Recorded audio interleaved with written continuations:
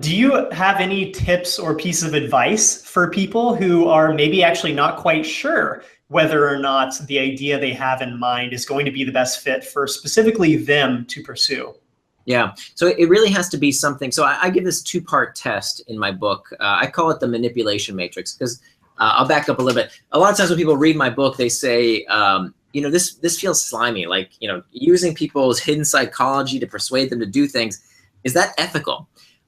Is that manipulation? And it is manipulation, and it can be used ethically. Now, it can also be used unethically, right? If you trick people, if you coerce them to do things they don't want to do, that's unethical. But persuading people is perfectly ethical.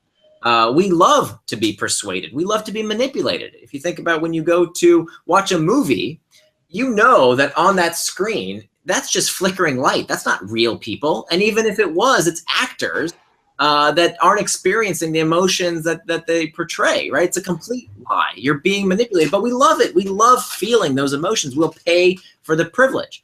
But that's something we want to do. And I think that persuading people to do things they want to do, particularly when it comes to these products and services, using this methodology, helping people exercise more, live healthier, connect with people they love, learn more, save money, all of these things through good product design can be used to improve people's lives. And so those are the kind of services I love to see use this kind of methodology I described in Hooked. Now, the test, there's a two-part test.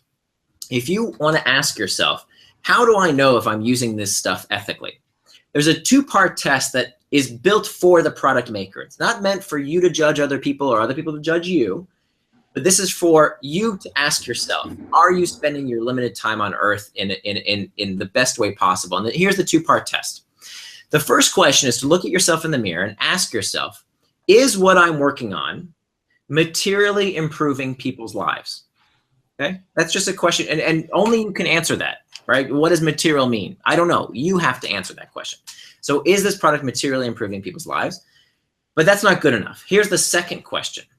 The second question is, am I the user?